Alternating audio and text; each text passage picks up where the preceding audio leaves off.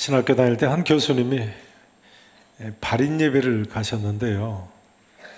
집례를 앞두신 목사님이 다급하게 다가오더니 조용히 물어보시더랍니다. 교수님, 땅에 있는 우리의 장막집이 무너지면 하늘에 있는 영원한 집이 우리에게 있다는 성경 구절이 어디죠? 집례하는 그 목사님이 장례식에서 이 말씀을 인용하고 싶었는데 그 구절이 성경 어디 있는지를 모르셨던 거예요. 신학교 교수님은 우리한테 성경을 많이 읽으라고 하시면서 하신 말씀입니다만, 여러분, 땅에 있는 우리의 장막집이 무너지면 하늘에 있는 영원한 집이 우리에게 있다는 성경 구절이 어디 있죠? 어떻게 그렇게 잘하십니까? 우리 교회 목사님들은요, 이 말씀이 여기 있다는 사실을 다 아십니다. 우리 교회 부목사님은 다 아세요. 왜 그런지 아세요? 왜냐면요, 우리 교회는 언젠가부터 발인 예배 때마다 매번 묵도 시간에 봉독하는 성경 말씀이 바로 이 말씀이거든요. 발인 예배 순서지에 보면 아예 그렇게 인쇄가 되어 나옵니다. 그냥 알 수밖에요. 자, 같이 5장 1절 말씀 다시 한번 같이 읽어보실까요? 시작. 만일 땅에 있는 우리의 장막집이 무너지면 하늘의 집 곧 손으로 지은 것이 아니요 하늘에 있는 영원한 집이 우리에게 있는 줄 아느니라. 아멘. 우리 이 땅에서의 삶은 환난이 많습니다. 심지어 땅에 있는 장막집이 무너진다고 표현할 정도로 큰 환난을 당하는 경우도 있지요. 기복신앙에서는 예수님 믿으면 고난이 없을 것 같이 이야기합니다만 사실은 예수님 믿어도 고난이 있지요. 오히려 예수님 믿어 더 고난이 심할 수도 있지 않습니까? 사도 바울이 바로 그런 대표적인 경우죠. 사도 바울은 고린도 후서 4장에서 지난주일 살펴보신 대로 사방으로 우겨쌈을 당하고 답답한 일을 당하고 박해를 받고 거꾸로 뜨림을 당한다고까지 자신이 처한 상황을 묘사하지 않았습니까? 심지어 우리가 항상 예수의 죽음을 몸에 짊어진다고 했어요. 항상 예수를 위하여 죽음에 넘겨진다고까지 하지 않았습니까? 그야말로 땅에 있는 장막집이 무너지는 것 같은 그런 삶을 살았습니다.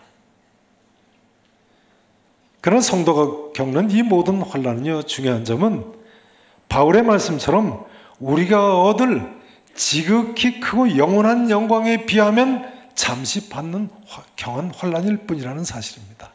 믿으십니까? 16절, 17절 말씀을 보세요. 제가 16절 말씀을 읽습니다. 17절 읽으시죠. 그러므로 우리가 낙심하지 아니하노니 우리의 겉사람은 낡아지나 우리의 속사람은 날로 새로워지는도다. 같이 읽으시죠. 우리가 잠시 받는 환난에 경한 것이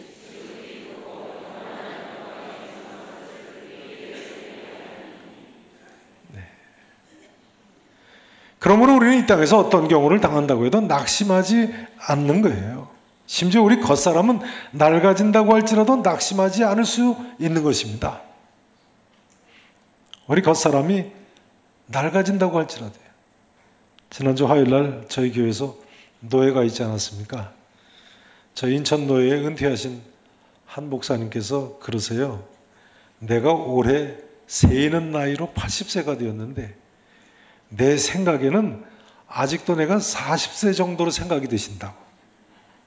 그러신가요? 연세가 80세가 되셨어도 생각에는 40세 정도 되신 것으로 생각이 되시는 거예요. 본래 모든 사람이 그런 건가요? 아니면 예수님 믿기 때문에 더 젊게 생각이 되시는 건가요? 모든 사람이 그런 경향이 있겠습니다만 우리가 예수님을 믿기 때문에 그렇게 더 젊게 사는 것 같습니다. 틀림없습니다. 우리 겉사람은 낡아지나 우리 속사람은 날로 어떻다고요? 새로워지니까요. 이해하고 들으십시오. 이번 달로 말입니다. 제가 지하철을 공짜로 탈 수 있다는 사실 아십니까?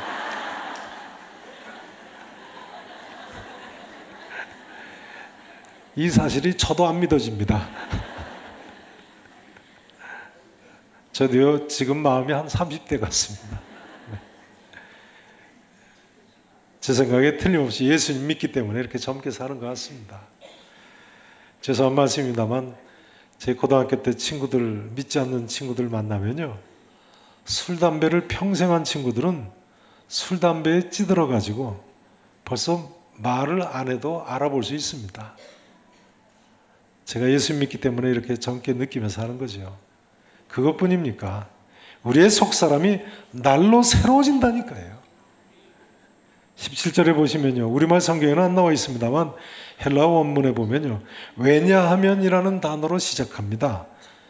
이런 이야기죠. 우리의 겉사람은 낡아지나 우리의 속사람은 날로 새로워지는도다. 왜냐하면 우리가 잠시 받는 환난에 경한 것이 지극히 크고 영원한 영광에 중한 것을 우리에게 이루게 하기 때문이니라. 이렇게 되어 있는 거예요.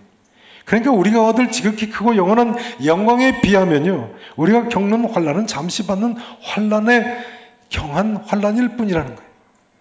그런 이런 비밀을 간직한 우리의 속사람이 날로 새로워질 수밖에요. 여기 속사람, 우리의 속사람은 날로 새로워지는도다 할 때 날로는 매일매일이라는 뜻입니다. 영어로는 day and day, day by day라는 뜻이죠. 매일매일. 성도 여러분, 이 땅에서 아무리 어려움이 많다고 하실지라도 믿음 때문에, 소망 때문에 오늘도 속사람이 새로워지는 은혜를 입고 일어서실 수 있기를 진심으로 축원하겠습니다.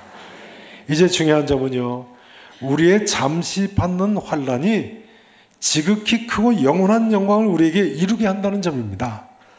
죄송합니다만 따라서 하시겠습니다. 우리의 잠시 받는 환난이 지극히 크고 영원한 영광을 우리에게 이루게 한다. 믿으십니까? 여러분, 내가 지금 겪는 고난이 참으로 이 다음에 큰 영광을 내게 가져다 준다고 그렇게 믿으십니까? 지금의 고난이 미래의 영광을 이루는데 유익을 준다는 의미입니다. 어느 책에 보니까요, 인간의 몸에 불필요한 것이 하나도 없다고 쓰고 있었습니다. 하나님께서 창조하신 우리 몸에 불필요한 것이 하나도 없다는 거예요. 예를 드는데요, 우리 손가락에 보면 지문이 있지 않습니까? 이 지문 왜 필요한 것이겠습니까? 뭐 이렇게 찍어서 본인 인증하느라고요? 그건 나중에 나온 이야기고요. 지문이 없으면요, 미끄러운 것을 잡을 수가 없답니다. 또 손가락에 요 마디가 없거나 손바닥에 손금이 없으면, 손바닥에 손금 없는 사람 없죠? 손금 왜 있습니까? 전 보러 가게요? 이 마디와 손금이 없으면요, 쥐었다 폈다 하기가 어렵다는 거예요. 또 손가락에 손톱이 없으면요, 손톱이 없으면 어떨까요? 무거운 짐을 들기가 어렵다는 거예요. 인간에게는 뿐만 아니라 이렇게 두 손을 하나님이 만들어 놓으셔서 무거운 물건도 들기가 수월하다고요. 두 손 만들어 놓으셔서 때로는 또 소리가 잘 안 들릴 때 이렇게 보조기로도 이렇게 사용하게 하셨잖아요. 하나님께서 하시는 일은 뭐든지 다 뜻이 있다고 쓰고 있었습니다. 하나님께서 하시는 일은 뭐든지 다 뜻이 있다. 우리 몸에 그런 예를 더 드는데요, 예전에는 편도선, 우리 목에 있는 이 편도선이 무슨 기능을 하는지 잘 몰랐다는 거예요. 그래서 조금만 염증이 생겨도 아프면 의사들도 수술을 하라고 권했다는 거예요. 근데 알고 보니까 이 편도선이 목이나 코나 입을 통해서 들어오는 세균을 잡아내는 역할을 하더랍니다. 그래서 요즘은 별로 그렇게 편도선 수술을 잘 권하지를 않지요. 우리 몸에 있는 어느 한 부분도 필요하지 않은 부분이 없다는 거예요. 그러고 보니까 하나님께서 지으신 모든 피조세계가 그렇습니다. 마찬가지로 우리에게 있는 모든 고난도 또한 필요하다고 하지 않을 수 없습니다. 고난에는요, 하나님의 특별하신 뜻이 있고 우리에게 필요한 것이라고 하지 않을 수 없어요. 고난까지도 말이죠. 고난은 우리의 삶을 정화시켜 줍니다. 우리의 삶을 고난이 어떻게 해준다고요? 정화시켜줘요. 뿐만 아니라 우리가 방종하지 않게 해주고요, 마땅히 경외해야 할 하나님을 두려워하게 해주는데 꼭 필요한 것이 고난입니다. 우리에게 있어서 이처럼 고난이 필요하다는 사실 여러분 공감하실 수 있으십니까? 그러므로 지금의 고난은 이 다음에 영광을 가능하게 해주는 안전판 역할을 해주는 것입니다. 고난이 이 다음 영광을 가능하게 해주는 무슨 역할을 한다고요? 안전판 역할을 해주는 거예요. 틀림없습니다. 그러므로 욥은 그 큰 고통 가운데서도 욥기 23장 10절에 보면 이렇게 외쳤습니다. 나의 가는 길을 오직 그가 하시나니 그가 나를 단련하신 후에는 내가 정금같이 나오리라. 욥에게 있어서 고난의 가장 큰 가치는 그 고난 때문에 내가 정금같이 나오게 되는 것입니다. 바로 오늘의 진리, 우리의 잠시 받는 환난에 경한 것이 지극히 크고 영원한 영광에 충한 것을 우리에게 이루게 한다는 사실을 아는 욥의 고백인 것입니다. 이지선 자매라고 아시는가요? 이지선 자매, 아마 아시는 분들이 많으실 겁니다. 이화여자대학교 4학년 때 교통사고를 당해서 얼굴을 비롯한 전신의 화상을 입고는 기적적으로 살아난 분이죠. 온몸에 붕대를 얼굴까지 칭칭 감고 7개월을 살다가 교회에 다시 나가가지고 은혜를 받았는데요. 그 이지선 자매가 전에 인터뷰한 기사를 읽어본 적이 있습니다. 사람들이 자기한테 이렇게 묻는다는 거예요. 예전의 모습으로 되돌아갈 수 있다면 어떻게 했느냐? 예전의 모습으로 되돌아갈 수 있다면 어떻게 하겠느냐? 전신화상으로 수없이 수술을 하면서 하나님께 은혜 받았다고 간증하고 다니니까 사람들이 솔직하게 묻는 질문입니다. 당신이 그렇게 은혜 받았다고 그러는데 화상을 입기 전에 예전의 그 얼굴 모습으로 돌아갈 수 있다면 어떻게 하겠느냐? 대답을 뭐라고 썼느냐면요. 되돌아가고 싶지 않다고 했어요. 참 놀랍죠. 그럼 이렇게 말했습니다. 중요하고 영원한 것은 눈에 보이지 않는 것이라는 사실을 깨달았습니다. 중요하고 영원한 것은 뭐라고요? 눈에 보이지 않는 것이라고요. 그리고 이렇게 이야기했습니다. 하나님께서 진짜 주시고자 하는 축복은 눈에 보이지 않는 것이고 저는 고난 가운데 누리는 생명, 사랑, 희망 같은 것들을 맛보았기 때문입니다. 고난 가운데 뭘 맛봤다고요? 생명과 사랑과 희망 같은 것들을요. 그러면서 이렇게 이야기를 했습니다. 예전의 모습으로 돌아가는 것은 믿지는 장사입니다. 예전의 모습으로 돌아가는 것은 뭐라고요? 믿지는 장사라고요. 공감하십니까? 나의 가는 길을 오직 그가 하시나니 그가 나를 단련하신 후에는 내가 정금같이 나오리라는 사실을 알게 된 또 한 사람의 진정 어린 신앙의 고백인 것입니다. 또한 눈에 보이지 않는 영원한 세계와 참 가치를 발견한 소망의 사람만이 할 수 있는 엄청난 신앙 고백인 것입니다. 그것이 너무나 소중하기 때문에 고난 중에 얻을 수 있는 그것을 그 어떤 것과도 바꿀 수 없다. 생명, 사랑, 희망 같은 그런 것들을 얻기 위해서 차라리 고난을 취하겠다. 예전의 모습으로 돌아가는 것은 믿지는 장사다. 오늘 본문에 보면 바로 그런 또 한 사람의 모습이 나오지요. 사도 바울입니다. 이제 세 번째로 오늘 본문이 보여주는 진리는요. 따라서 하시겠습니다. 비록 지금은 환난이 있다 해도 미래에 받을 영광에 비하면 아무것도 아니다. 그것이 오늘 본문이 보여주는 또 하나의 진리입니다. 비록 지금은 환난이 있다고 할지라도 미래에 받을 영광에 비하면 아무것도 아니라는 거예요. 18절 말씀을 보시겠습니다. 18절 말씀 함께 읽으십니다. 우리가 주목하는 것은 보이는 것이 아니요 보이지 않는 것이니 보이는 것은 잠깐이요 보이지 않는 것은 영원함이라.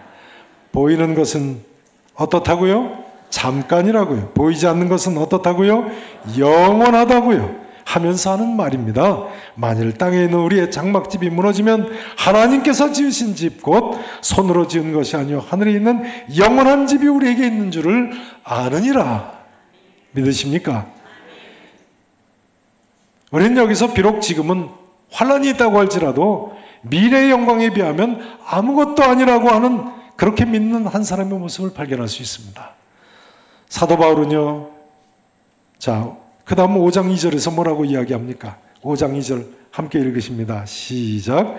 참으로 우리가 여기에 있어 탄식하며 하늘로부터 오는 우리 처소로 덧입기를 간절히 사모하노라. 참으로 우리가 여기 있어, 이 땅에 있어 말이죠. 탄식하며 하늘로부터 오는 우리 처소로 덧입기를 간절히 뭐 한다고요? 사모한다고요. 사모한다고요. 바울의 이 모습은 그야말로 아멘 주 예수여 어서 오시옵소서 하는 모습이라고 할 수 있지 않겠습니까? 8절 말씀도 보세요. 8절 보세요. 우리가 담대하여 원하는 바는 차라리 뭘 떠나기를 원한다고요? 몸을 떠나서 주와 함께 있는 그것을 원한다고요. 사도 바울은요, 여기서 자신만 그런 것이 아니라 우리 모두도 그와 같이 살 것을 가르치고 있습니다. 1절에 보세요. 우리의 장막집이 무너진다고 하지 않습니까? 그러면 영원한 집이 우리에게 있는 줄 아느니라 하지 않습니까? 2절에서도 보세요. 참으로 우리가 여기서 탄식한다고 하지 않습니까? 8절에도 보세요. 우리가 담대하여 원하는 바라고 하지 않습니까? 그러니까 바울이나 신앙 좋은 한두 사람만이 아니라 우리 모두가 바로 이처럼 믿음으로 소망 가운데 살아야 하는 것입니다. 5장 7절에서 사도 바울은요, 우리가 믿음으로 행하고 보는 것으로 행하지 아니한다고 합니다. 자, 7절 말씀 한번 다시 읽어보시죠. 5장 7절 말씀 같이 읽으십니다. 이는 우리가 믿음으로 행하고 보는 것으로 행하지 아니함이로라. 아멘. 우리 모두는요, 보이지 않는 것을 믿음으로 소망 가운데 의지하며 사는 사람들이 되어야 되는 것입니다. 바로 본문에서 잠시 받는 것과 영원한 것을 비교하고 있습니다. 또 경한 것과 중한 것으로 대조해서 비교합니다. 문제는 바울이 과연 그러면 잠시 받는 경한 고난을 당한 사람인가 하는 문제입니다. 바울이 과연 잠시 받는 경한 고난을 당했는가요? 아니지요. 바울의 경우 그 고난이 얼마나 대단했습니까? 1장 8절 9절을 보세요. 고린도후서 1장을 한번 보시죠. 고린도후서 1장.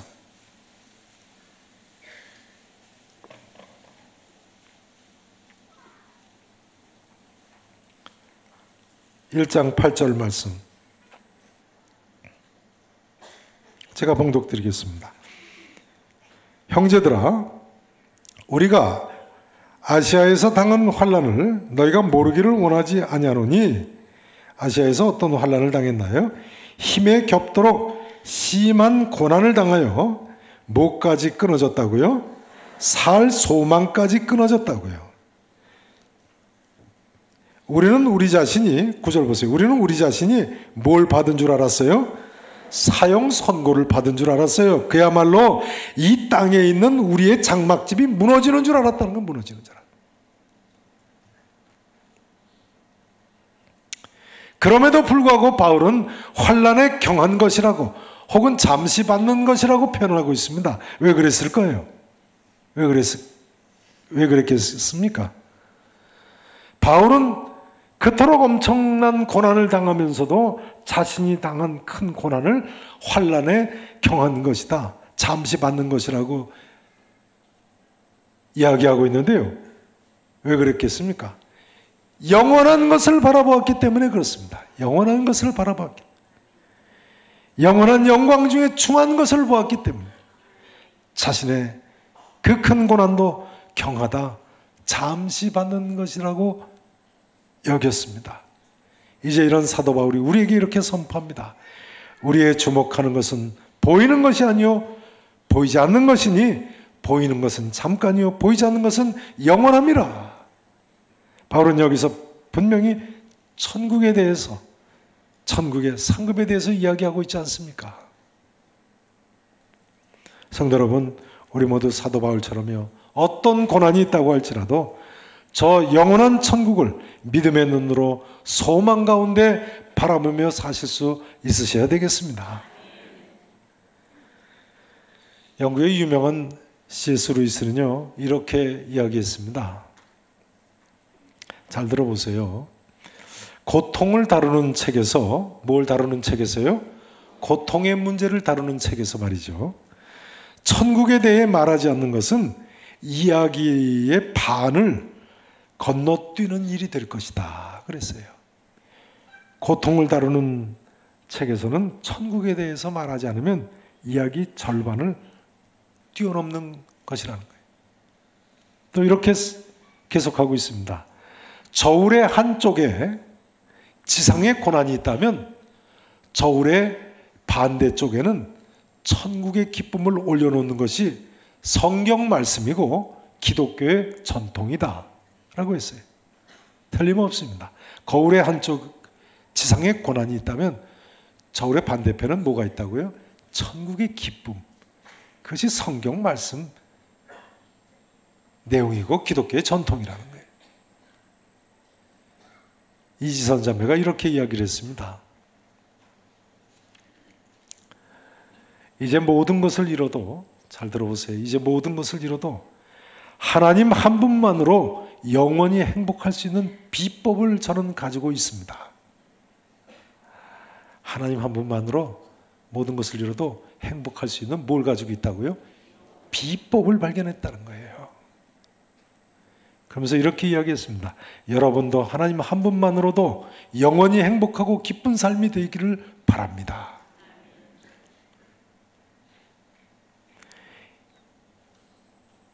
이지선 자매는 자기와 같이 어려움 당한 사람들을 돕겠다고 해서 미국으로 유학을 떠났죠.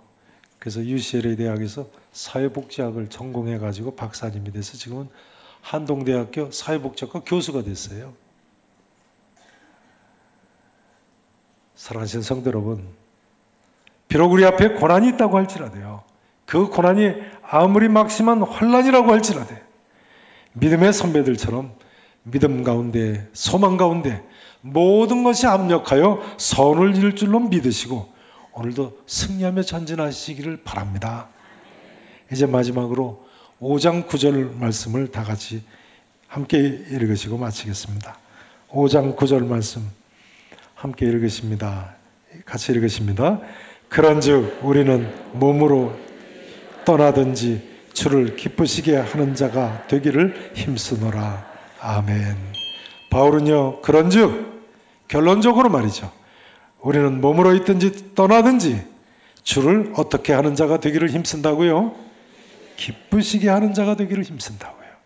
이처럼 믿음과 소망의 사람은요, 하나님을 참으로 기쁘시게 하는 사람이 될 수가 있는 것입니다.